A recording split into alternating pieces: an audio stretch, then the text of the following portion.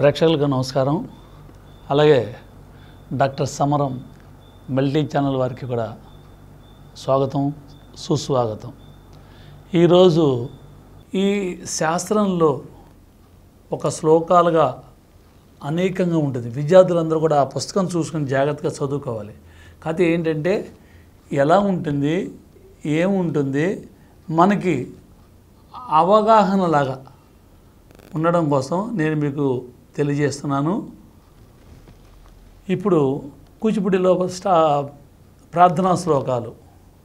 ప్రణమ్య శిరసా దేవో పితామహ మహేశ్వరౌ నాట్యశాస్త్రం ప్రవక్ష్యామి బ్రహ్మణాయ దుదాహృతం. దేవతానాం శిరస్తస్తు గురూణామాస్య సంస్థితః వక్షస్థశ్చైవ విప్రాణాం శేషేత్వ నియమో భవేత్. విష్ణుశక్తి సముత్పన్నే చిత్రవర్ణే మహీతలే అనేకరత్న సంపన్నే భూమిదేవి నమోస్తుతే అని భూమికి నమస్కారం పెట్టడం. సముద్రవసనే దేవి పర్వతస్తనమండలే నాట్యం కరిష్య భూదేవి పాదఘాత క్షమస్వమే. కటీకర్ణ సమాయత్ర కూర్పరంశిరస్తత సమున్నత ఉరస్యైవ సౌష్ఠవం నామ తద్భవేత్. మళ్ళీ చెప్తాను ఇది. కటీకర్ణ సమాయత్ర కూర్పరంశిరస్తత సమున్నత ఉరస్యైవ సౌష్ఠవం నామ తద్భవేత్. అంటే నడుము, చెవులు ఒక రేఖలో ఉండాలి. అంశశరాలు, కూర్పములు సమాన స్థితిలో ఉండాలి. ఉరాన్ని సమున్నతం చేస్తే అది సౌష్ఠవం అనబడుతుంది. అంటే మనం చేసేటువంటి ప్రతి భంగిమ, ప్రతి నృత్యం, ప్రతి అడుగు కూడా అన్నీ కూడా సౌష్ఠవంగా ఉండాలని భరతముని చక్కగా మనకు చెప్పాడు. ఆ ప్రకారంగా మనం చేయాలి. ఎలా చేయాలి? ప్రాయేణ కరణే కార్యో వామో వక్షస్థితకరః చరణశ్చానుగశ్చాపి దక్షిణస్థు భవేత్కరః.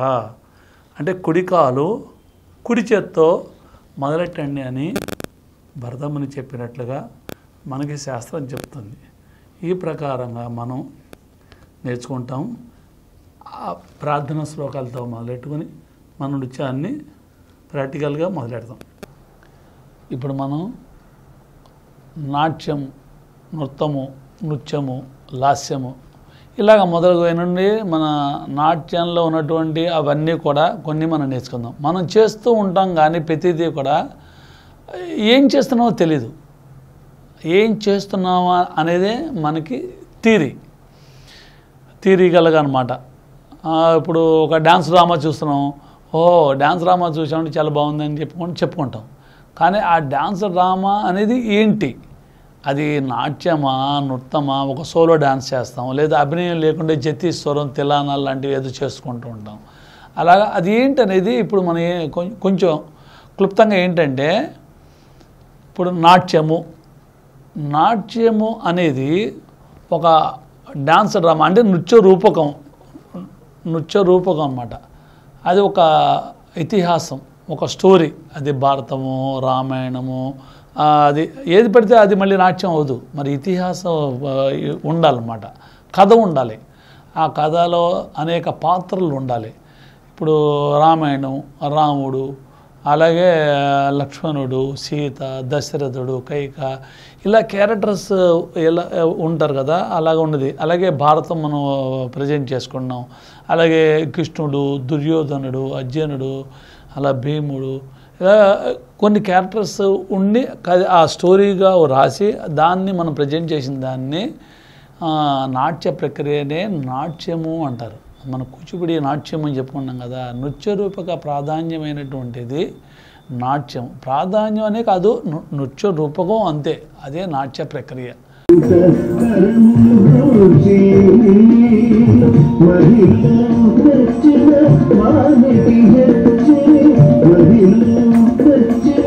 Mani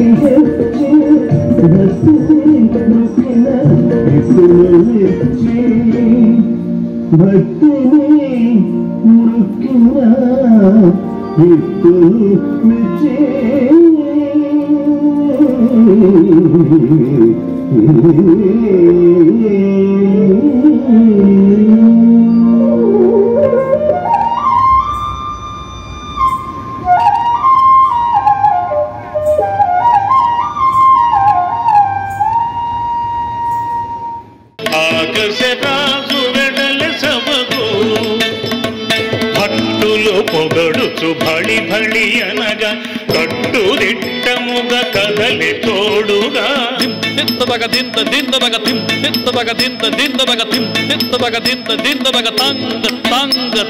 భక్తులు పొగడుచు భళి భళి అనగా కట్టుదిట్టముగా కదలి తోడుగా. మరి మిగతాది ఏమవుతుంది అంటే నృత్యం అంటే మన అభినయం లేకుండా కేవలం జ్యోతులకు అలాగే స్వరాలకి ఇంకా అలాగా పదవిన్యాసం హస్తవిన్యాసం దాన్ని ప్రదర్శించే దాన్ని కూడా మనం నృత్యం అంటాం అన్నమాట. అంటే అభినయం లేకుండా ఒక జతిస్వరం, ఉదాహరణకి జతిస్వరం తీసుకుంటాం. అలాగే మనం దాంట్లో ఏముంటాయి, జ్యోతులు స్వరాలకి మనం నాట్యం చేస్తాం కాబట్టి అది నృత్య ప్రధానమైన అంశము అని చెప్తాం.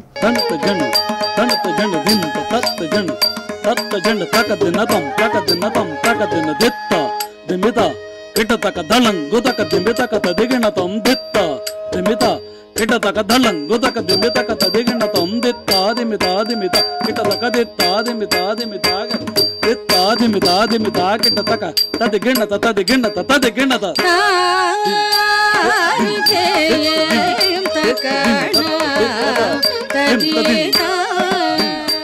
అలాగే మరి అభినయం ఉన్నదాన్ని ఏమంటారంటే, మనం కేవలం అభినయం అంటే భావం అంటాం, అభినయం అంటాం, ఏదో చెప్పుకుంటాం.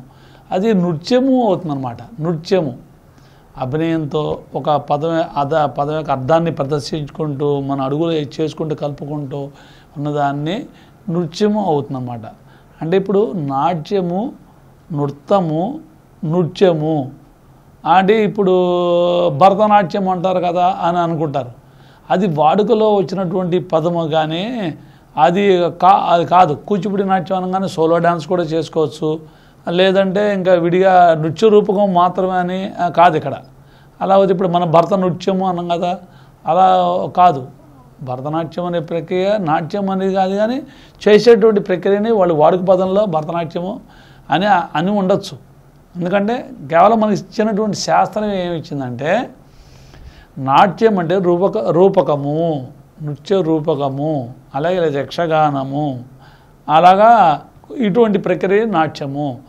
నృత్యం అంటే జ్యోతులకి స్వరాలకి అభినయం లేకుండా హస్తవిన్యాసం పదవిన్యాసంతో మనం నడుపుకున్నట్టు దాన్ని మృదంగ జ్యోతులకి మనం నడుపుకున్న దాన్ని నృత్యం అంటారు. సరే, నృత్యం అంటే ఏంటి? మనం ఈ అభినయాన్ని కలుపుకుంటూ భావాన్ని కూడా కలుపుకుంటూ ఈ అడుగులు ప్రదర్శించి ఇలా ముందుకెళ్ళే దాన్ని గమనాన్ని మనం నృత్యం అంటారు.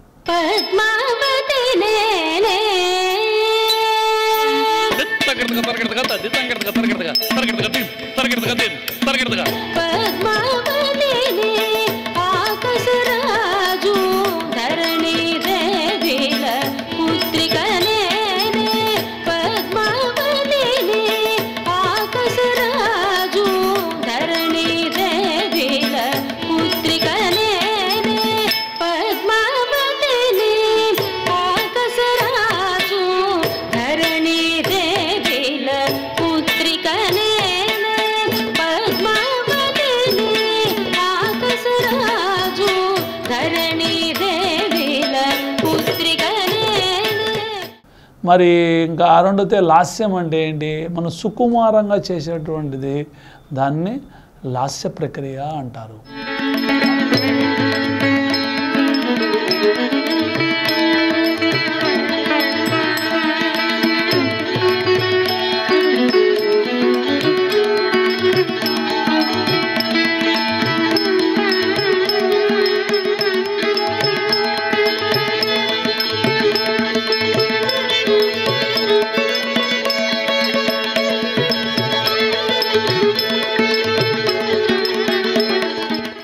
అలాగే తాండవం అంటే కొంచెం ఉధృతంగా రౌద్రరస ప్రాధాన్యమైనటువంటిది అంటే ఉధృతంగా చేసేదాన్ని మనం తాండవనంగానే మనకు అందరికీ తెలుస్తుంది అనమాట అది.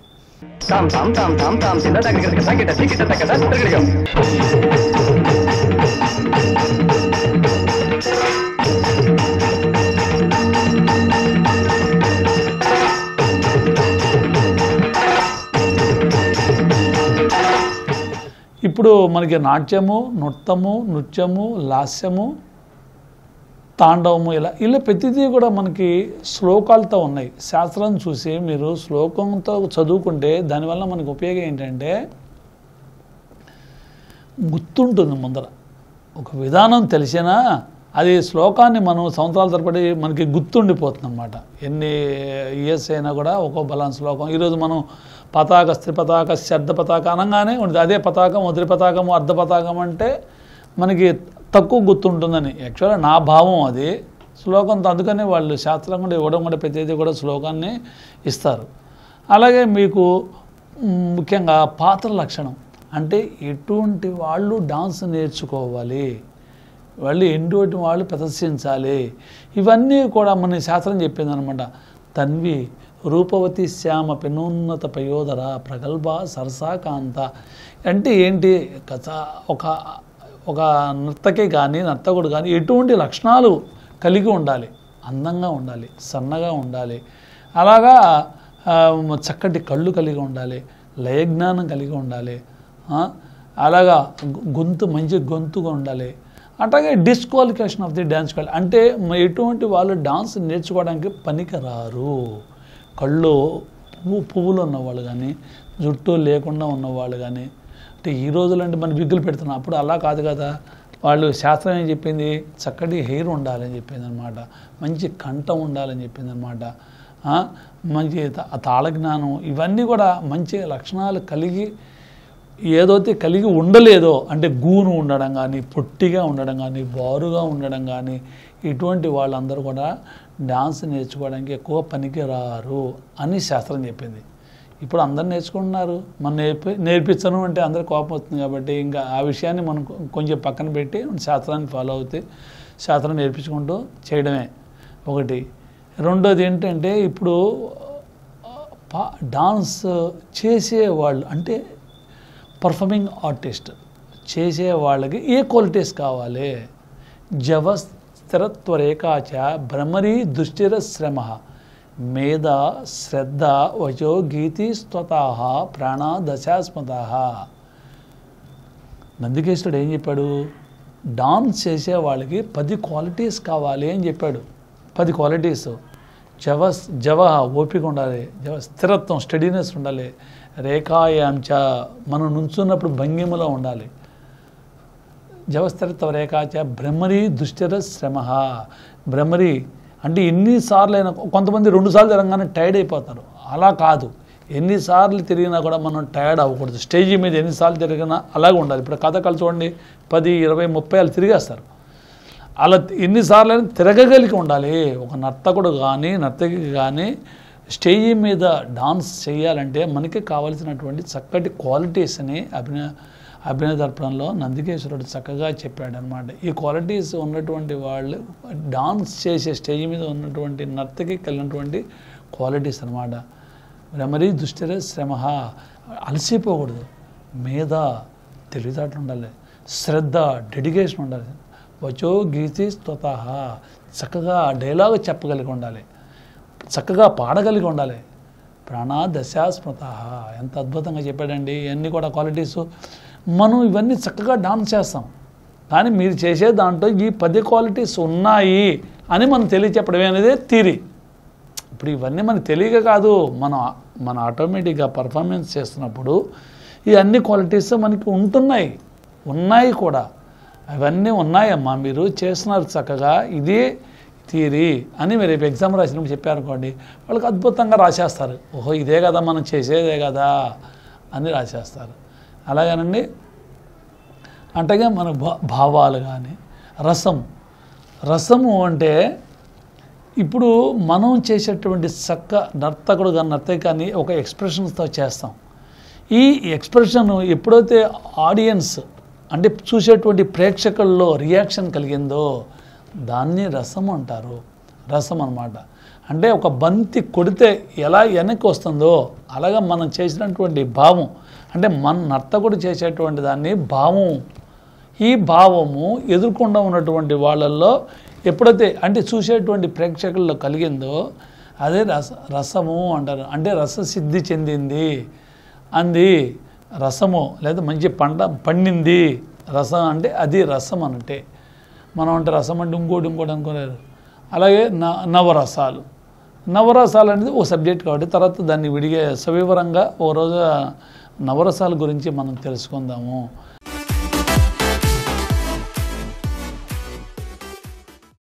ఈ కార్యక్రమం మీకు ఎంతో నచ్చింది కదా. ఇటువంటి మరిన్ని వీడియోల కోసం అనతి కాలంలోనే 20 కోట్ల వ్యూస్ సాధించిన డాక్టర్ సమరం మల్టీ ఛానల్ నెట్వర్క్ సమర్పించు గోరా రాగం తానం ఛానల్కు సబ్స్క్రైబ్ చేయండి, లైక్ చేయండి, మీ ఫ్రెండ్స్కి షేర్ చేయండి. అలాగే ప్రక్కనున్న గంట సింబల్ని ప్రెస్ చేయడం మర్చిపోకండి. Please download Samaram multi-channel app and watch your favorite channels from your mobile. App available on Google Play Store and subscribe to the channels.